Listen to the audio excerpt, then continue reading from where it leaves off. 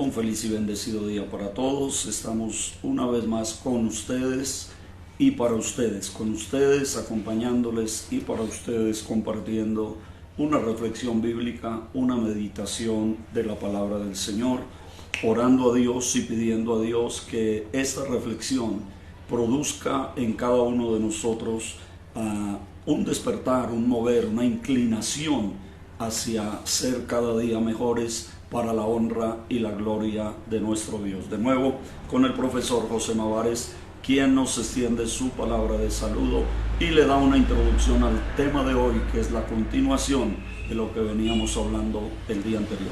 Muy buen día, bendiciones. Como siempre, gratificante la oportunidad, la experiencia y el medio a través del cual podemos llegar hasta ustedes para tratar, pues, ratificando las palabras del pastor, tratar de bendecirles de alguna manera con una pequeña exposición de la palabra del Señor. Hemos venido tratando sobre el fundamento, ¿no?, de la escritura, del discipulado en la escritura. Sí.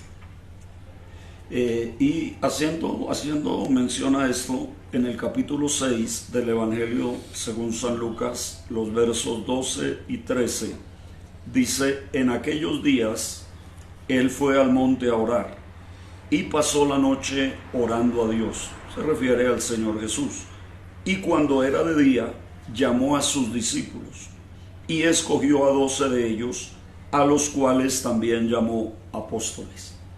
Es innegable que en el caminar con Dios, en el proceso del andar con Dios, inevitablemente hay valga la redundancia, hay un proceso que se debe llevar. Y alguna vez le enseñé a la iglesia que ese proceso comienza por el creer, luego viene el crecer y finalmente el servir. Lamentablemente hoy en día hay algunos que están sirviendo sin haber creído y sin haber crecido, y por eso echan mano de cualquier cosa que se presenta delante de ellos. Pero el proceso lógico, el proceso bíblico es que si usted ha creído, ahora debe crecer. Y ese periodo de crecimiento es lo que pudiéramos llamar de alguna manera el discipulado. El discipulado, que es un proceso de crecimiento que no termina en el bautismo, ni termina cuando le entregan una membresía de una iglesia, que continúa durante toda la vida. Y ayer el profesor José nos hablaba acerca precisamente de ese discipulado y de cómo llegar a ser discípulos del Señor. Sí, bien importante, retomando el hilo conductor de lo que planteamos ayer, ¿verdad? El discipulado es un proceso de transiciones. Y las transiciones vienen de todos tamaños y colores en el Evangelio. De hecho, ayer mencionamos una con el señor Nicodemo, ¿lo recuerdas? En Juan 3, ¿ok? Jesús le habla de dos nacimientos. Le dice que el que no naciera de nuevo no puede ver, y el que no nazca del agua y del espíritu no puede entrar. Entonces ya ahí está la transición del que es creyente, pero este es un espectador del reino. Lo que hace es ver las cosas que pasan en el reino. El nivel de madurez al cual está haciendo referencia el pastor es lo que va a abrir el puente, ¿correcto?, para que aquellos que son simplemente espectadores, hablo de espectador a personas que tienen una vida común y corriente en el Evangelio y en la iglesia. El creyente que se congrega, lee la Biblia, ora por acá, entrega una ofrenda por allá, canta de vez en cuando y bueno, vive en esa cotidianidad, ¿ok? Pero hay otros que van experimentando un mayor nivel de madurez, de crecimiento, de desarrollo integral en el Evangelio y comienzan a administrar. Es el tipo de creyente que no ve las cosas que pasan, sino que hace que las cosas pasen. ¿Ok? Tenemos esta división allí. Los que ven las cosas que pasan y los que hacen que las cosas pasen. Entonces hay una transición, repito, entre el creyente que es creyente, que es un espectador del reino, y está el creyente que es un protagonista, que ejecuta, lleva labores específicas dentro del reino. Pedro, la transición que usted la mencionó el otro día también, creo que fue ayer también, ayer, ¿verdad? Simón Pedro, importante, parece una tontería, bueno, Simón hijo de Jonás, ahora te digo que tú eres Pedro, hay una transición, le cambió el nombre, ¿Cuál fue la transición? De ser una espiga a una roca pequeña. Hay que ver lo que le cuesta a la naturaleza hoy, a la naturaleza fabricar una roca, la cantidad de siglos, la presión y la temperatura a la que tiene que ser sometido para convertirse en una roca. Imagínense lo que es el proceso de formación del discipulado para que el Señor pueda edificar sobre esa roca. Y Pedro dice, el mismo Pedro dice que somos piedras, ¿ok? Somos piedras en el edificio de Dios. Entonces vamos a ir, repito, el discipulado es un proceso de transiciones. Y con relación a esto, hicimos mención también ayer del capítulo 8, versículo 31 del Evangelio de San Juan. Permítame leer un poquito más acerca de este asunto, porque allí dice: dijo entonces Jesús a los judíos que habían creído en él. Hasta ahí hay un proceso, Claro. Gente que creyó en Jesús. Si vosotros permaneciereis en mi palabra, seréis verdaderamente mis discípulos. Y la permanencia en la palabra del Señor es lo que nos lleva a algo que se habló también ayer, a llevar fruto, a producir fruto. Entonces dice aquí que al permanecer en la palabra seremos verdaderamente discípulos del Señor. Versículo 32, y conoceréis la verdad, y la verdad os hará libres. Ahora, la respuesta de aquellos judíos que habían creído en el Señor fue: linaje de Abraham somos, y jamás hemos sido esclavos de nadie. ¿Cómo dices tú, seréis libres?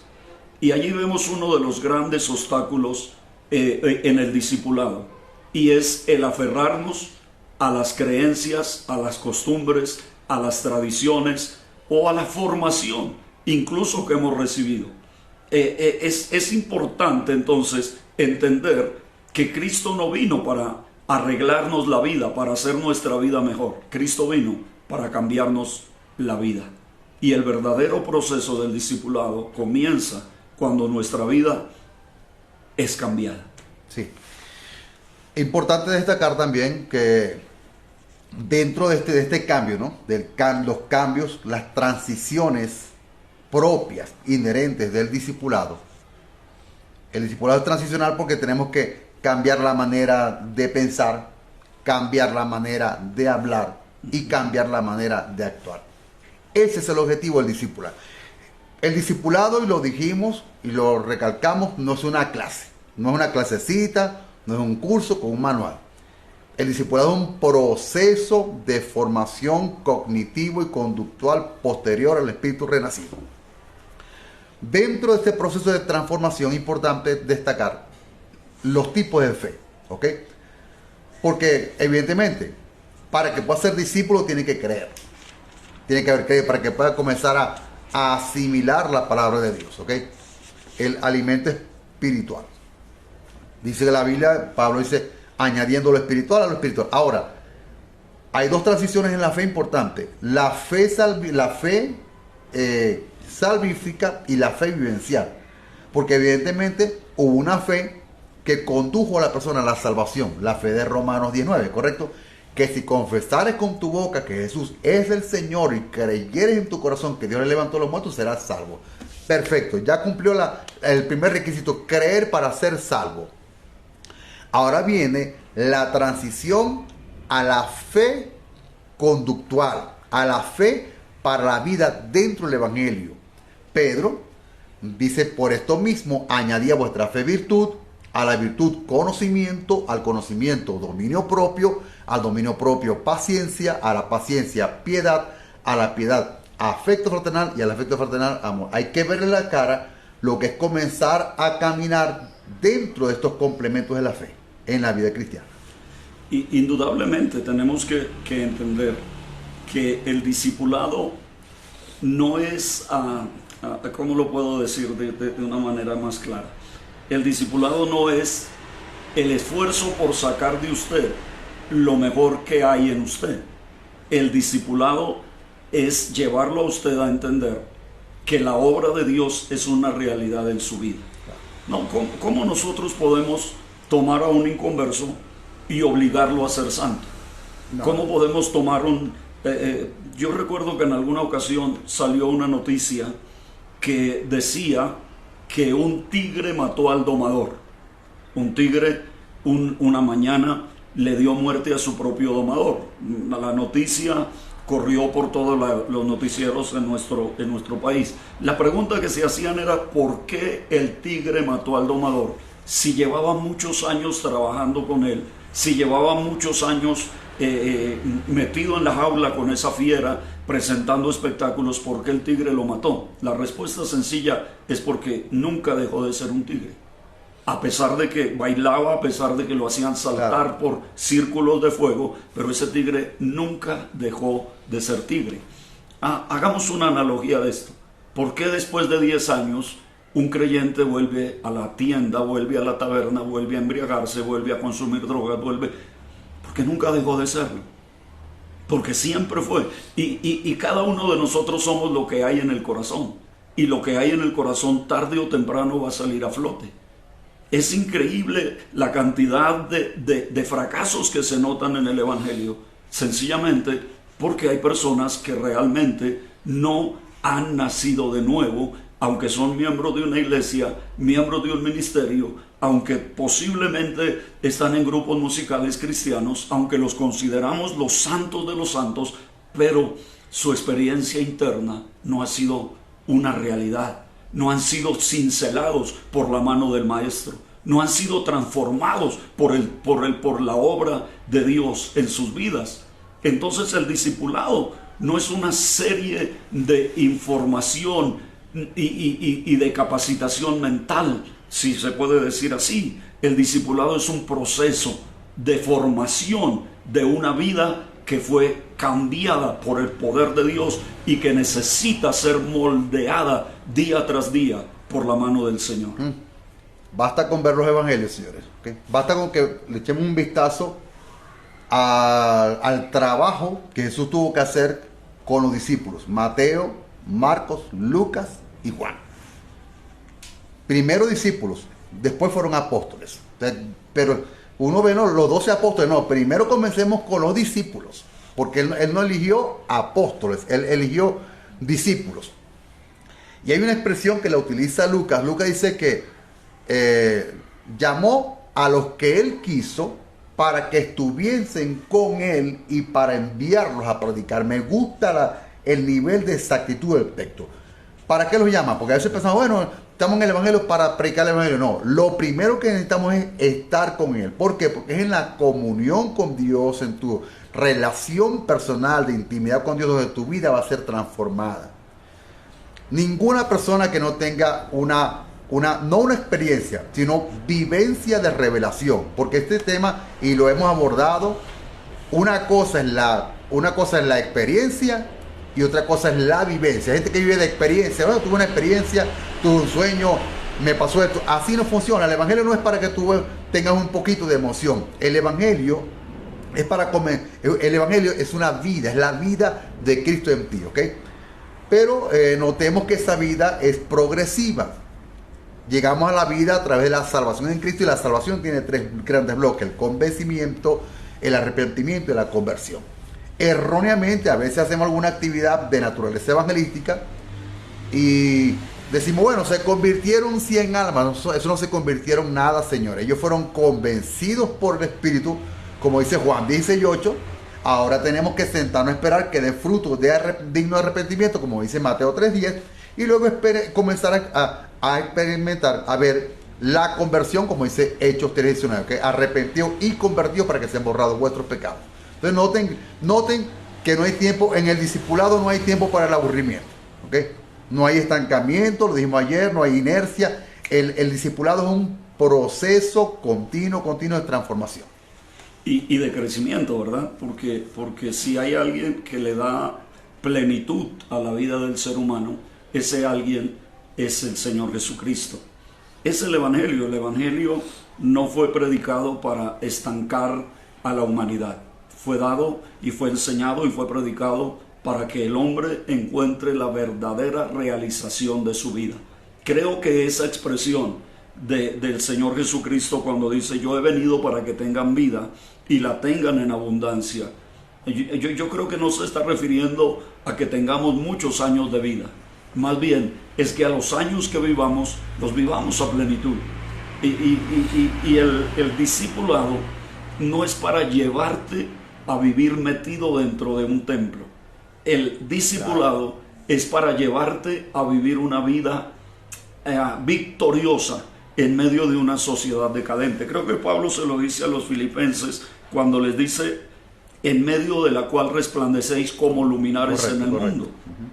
Creo que ese es el verdadero objetivo.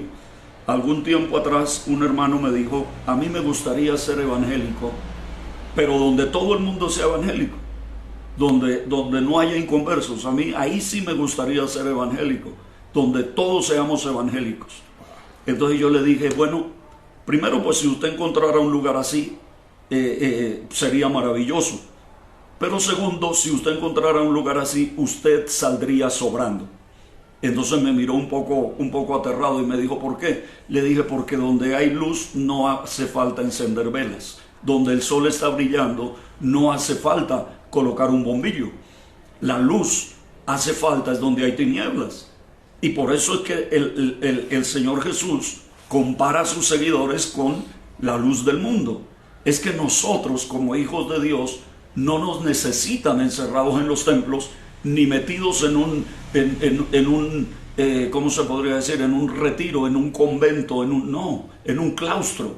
El mundo nos necesita es allá donde está el problema, allá donde está el pecado, allá donde está la decadencia, allá donde está la dificultad. Es que hoy tenemos que entender que la iglesia no fuimos llamados para alumbrarnos unos a otros, fuimos llamados para alumbrar a un mundo que se hunde en las tinieblas y en el desenfreno. Entonces, entender que el discipulado es una formación de vida, pero de vida integral. Hay gente que cree que el discipulado es solamente para formar la vida religiosa. ¿Y la vida social qué? Claro. ¿Y la vida familiar qué? ¿Y la vida laboral qué? Entonces usted es un buen músico, pero es un mal ciudadano. Entonces usted es un tremendo predicador, pero es un mal padre. Entonces usted es un tremendo, qué sé yo, evangelista, pero es un terrible vecino. Yo creo que el discipulado tiene que ver con todo. Parte integral de la vida humana. Totalmente. ¿Y qué podemos decirle a los que nos están viendo hoy?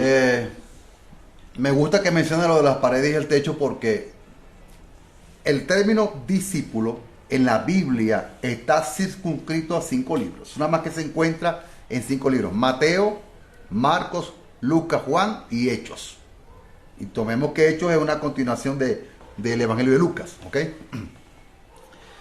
Y comenzamos con que si esa palabra aparece allí, tenemos que buscar qué características tiene el discipulado en esos libros. Bueno, que el discipulado en esos 5 libros es un discipulado externo. Totalmente, nunca fue en aquel tiempo no había iglesia en el concepto, en el imaginario nuestro, ¿ok? De las paredes y el techo. Pero esa gente no estaban tampoco metidos en el templo, estaban en las calles. Y acabo de leer ahorita en el libro de los Hechos, dice que por la mano de los apóstoles eran hechos señales y prodigios y ganaban favor con el pueblo, que es lo que está diciendo, ¿verdad? Un evangelio que no solamente de un ámbito religioso, litúrgico, sino un evangelio, un discipulado que tiene un impacto social. Dentro de unos minutos voy a publicar un pequeño tips en Facebook, ¿ok? Y voy a hablar acerca de la iglesia que trastornaba y la iglesia trastornada. El discipulado en ese tiempo era de tal magnitud, dice que estos trastornaban al mundo. Y eso es lo que queremos, o sea que a través de la vida del discípulo el nombre de Dios se glorifica. Y podemos decir también que el discipulado tiene que ver con la formación del ser humano integral. No puede ser que usted considere que el discipulado es para hacerse miembro de una iglesia o para dar un paso de bautismo. Cuando digo una iglesia me refiero a una congregación. Porque cuando decimos iglesia es toda la iglesia. El verdadero discipulado tiene que llevar a que podamos vivir una vida en unidad, No estamos diciendo todos amontonados, pero sí una vida en unidad. Cuando uno nota y uno ve tanto ataque de unos contra otros, tengo que recordar lo que alguien escribió por ahí. Alguien dijo: antes de convertirte en evangélico, en budista, en sintoísta, antes de convertirte en musulmán, en católico, antes de convertirte en arminiano o en calvinista, ¿por qué no te conviertes en una buena persona? ¿Por qué no te conviertes en un buen ser humano? ¿Por qué no te conviertes? ¿Y por qué no, como dijo en algún discurso el conocido cómico Cantinflas, ¿por qué no aprendemos de aquel que en la cruz pudo entregarlo todo por nosotros? ¿Por qué no aprendemos de aquel sencillo carpintero, sin posesiones grandes, sin alarde de grandeza, pudo decirle a sus discípulos: amaos los unos a los otros? ¿Por qué no podemos aprender de este bendito libro que llevamos años leyéndolo, pero que no lo hemos hecho una realidad a nuestras vidas? Termino leyéndoles esto. Pero los 11 discípulos se fueron a Galilea, al monte donde Jesús les había ordenado. Y cuando le vieron, le adoraron, pero algunos dudaban. Y Jesús se acercó y les habló diciendo: toda potestad me es dada en el cielo y en la tierra. Por tanto, id y haced discípulos a todas las naciones, bautizándolos en el nombre del Padre y del Hijo y del Espíritu Santo. Pero quiero resaltar el verso 20. Enseñándoles que guarden todas las cosas que os he mandado. Y he aquí yo estoy con vosotros todos los días hasta el fin del mundo.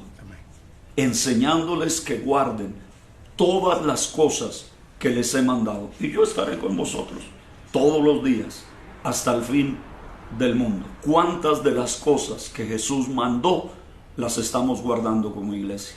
¿Cuántas de las cosas que Jesús mandó las estamos viviendo como iglesia?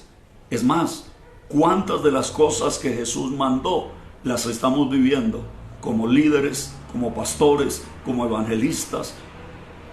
Jesús no mandó a hacer un reino personal a cada uno. Jesús mandó a predicar el reino de los cielos, el reino de Dios. Discipulado, porque no hay otro evangelio. Así es. Dios es absoluto. O sea, no hay estado intermedio para Dios. Para Dios es todo, y es todo porque lo dio todo. Bendiciones. Hay un hermano que dice que si los desechos fueran buenos, no existirían los caminos reales. Cuando uno va al campo, uno encuentra esos caminos reales que tienen tantas curvas que uno dice: ¿y por qué no hicieron un derechazo aquí?